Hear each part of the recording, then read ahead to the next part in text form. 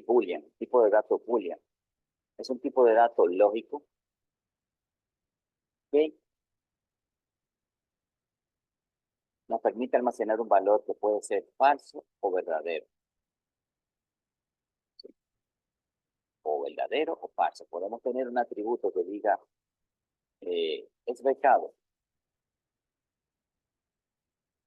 tiene crédito, está exonerado. Cualquier dato que nosotros necesitemos expresar de forma booleana o de forma lógica, podemos utilizar el dato booleano. Otro tipo de dato es el char, de que está aquí el char. Esto nos permite a nosotros almacenar un solo carácter.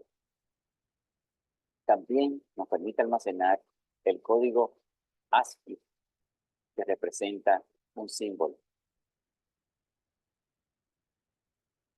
Por ejemplo, yo podría definir una variable que diga, por ejemplo, sexy, y poder representar el femenino con una F o el masculino con una M y el otro de los géneros modernos que hace hoy en día. Pero en esencia, lo que quiero decir es que con este tipo de datos, eh, solamente te permite almacenar un carácter, un solo, utilizando comillas simples. Vamos a ver los demás. El byte, el short, el int, el long, el float y el double son tipos de datos numéricos. Pero hay una ligera diferencia entre uno de ellos, entre ellos. El byte, el short, el int y el long son valores numéricos de tipo entero, es decir, me permiten a mí almacenar números enteros sin coma flotante, es decir, que no tengan parte decimal. Ahora bien, todos me permiten números enteros, pero la diferencia entre uno y otro está en la capacidad que pueden manejar. Por ejemplo, el tipo de dato byte solo me permite un rango de almacenamiento entre menos 128 a 127, es decir, cualquier valor que esté comprendido entre ese rango, yo lo puedo meter en una variable byte. Yo intento meter en una variable byte un valor que diga 130 o 150, 130, 131, me va a dar un error, porque no lo permite ANSI. Por ejemplo, si yo defino un campo que se llama edad, podría ser un campo idóneo para yo utilizar el byte. Porque, por ejemplo, una persona es difícil que pase de 100 años, ¿sí? Hay algunos que lo han hecho, pero no es muy común llegar a tan larga edad.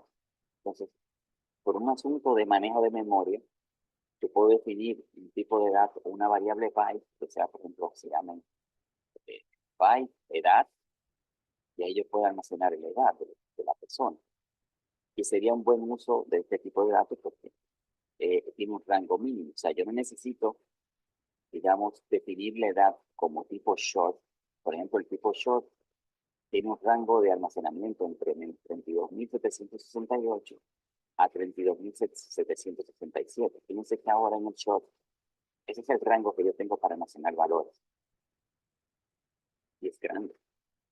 Pero no sería bueno utilizar short para yo almacenar una edad, porque estaría desperdiciando espacio de mi memoria.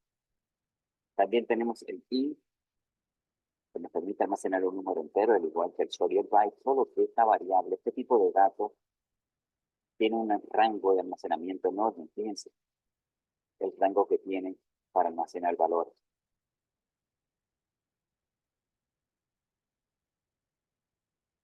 También tenemos el long, como su nombre lo indica, largo, también se utiliza para almacenar valores numéricos enteros. Y fíjense el rango que tiene. Ahí hay una exposición, una expresión científica. Esto quiere decir que esto almacena un enorme rango de valores, el long. También tenemos el float y el double. El float y el double nos permite a nosotros almacenar valores numéricos con coma flotante, es decir, que tenga valores después del punto decimal. Es bueno destacar que cuando usted define una de estas variables y no le asigna un valor, él automáticamente le pone un valor por default. Si el dato es booleano y usted no especifica ningún valor, el valor por default será falso.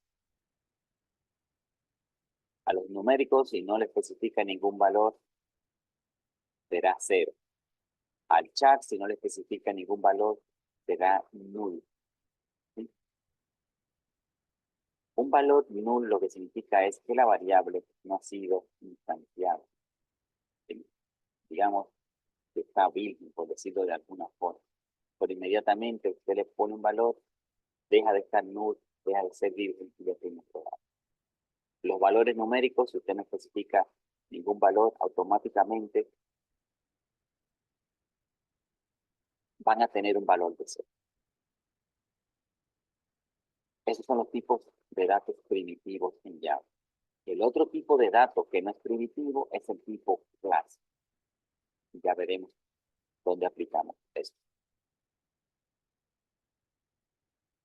Ya con esto en nuestra cabeza o con la idea general sobre lo que son los tipos de datos, como sabrán, Java es un lenguaje estricto, es un lenguaje tipado. Es decir, que todo lo que nosotros declaramos y hacemos tiene que estar previamente definido.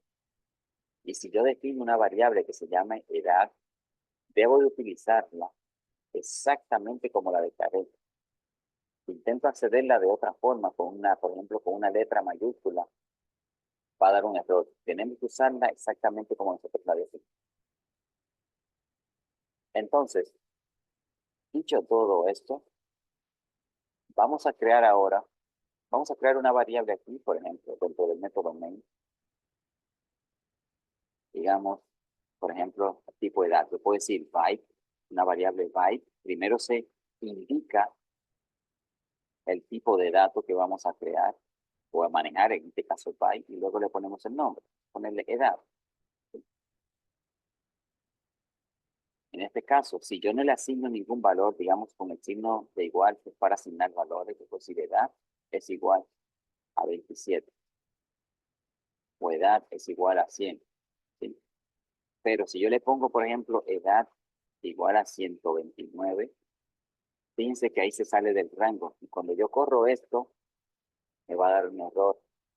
Mire, me dice en el 5, incompatible type, posible pérdida de conversión.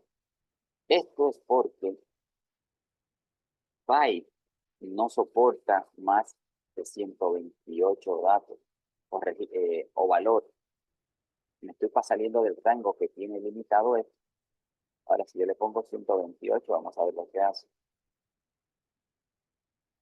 Fíjense que todavía me dice que es incompatible, es decir, tiene que ser más bajito el valor para que funcione. Vamos a ver 127. Ahora sí funciona, ¿sí? Obviamente es difícil llegar a esa edad, 128 años, pero es para que vean la importancia de saber manejar los tipos de datos, porque eso me permite a mí optimizar el uso de los recursos de la memoria de mi computador. No hay razón para yo tener un contenedor grande y yo simplemente lo que voy a manejar un valor pequeño.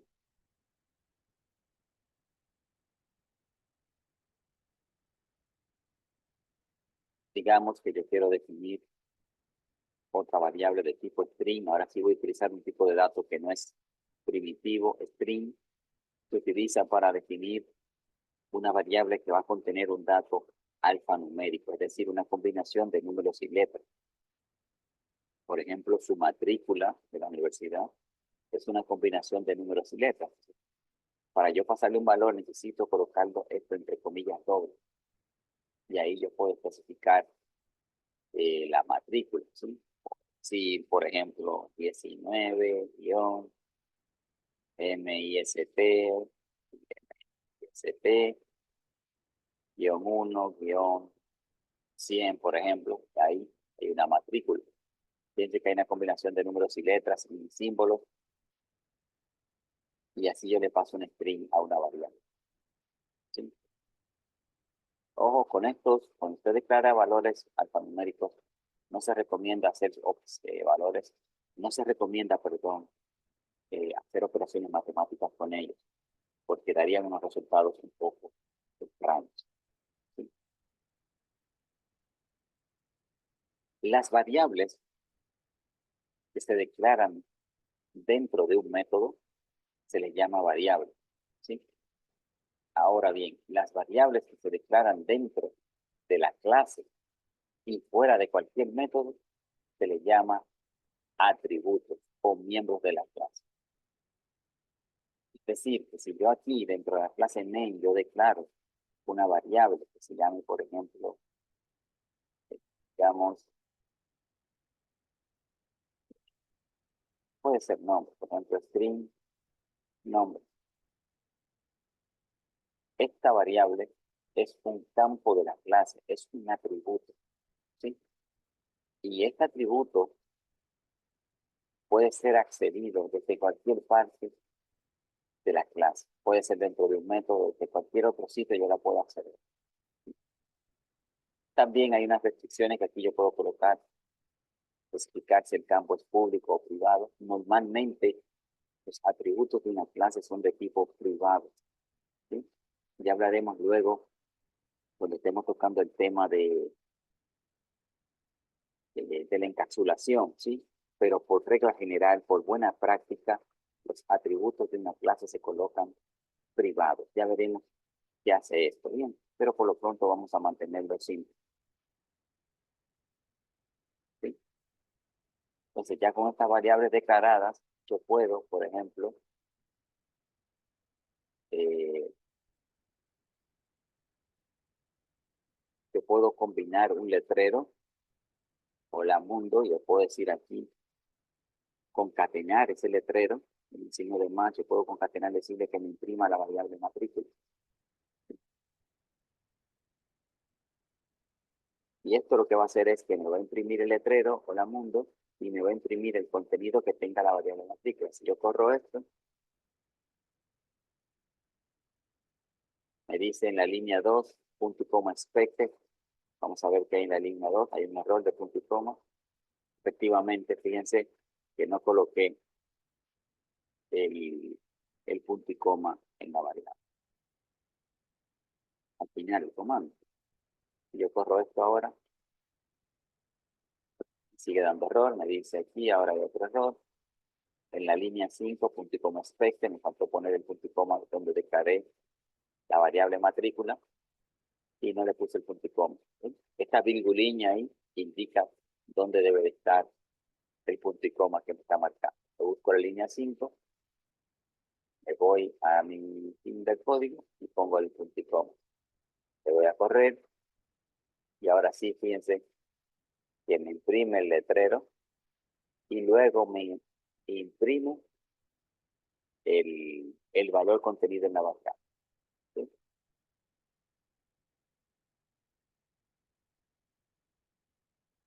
Entonces, vamos a hacer un ejemplo un poquito más palpable. Ahora voy a quitar esto de aquí. ¿Sí? Vamos a ver el método main como estaba. Voy a quitar todo esto.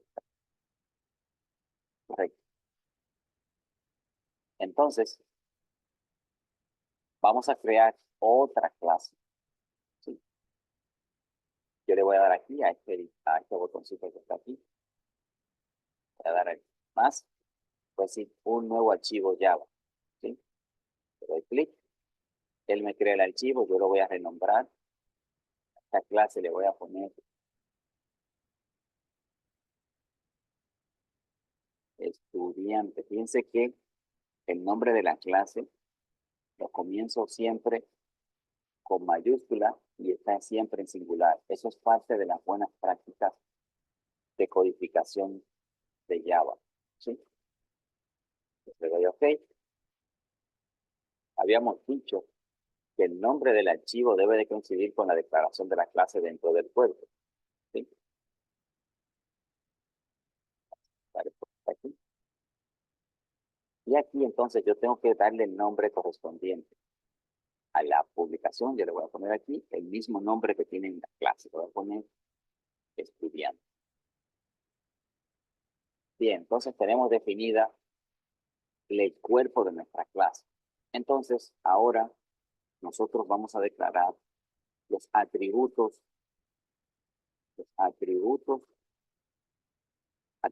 ¿correcto? Entonces vamos a decir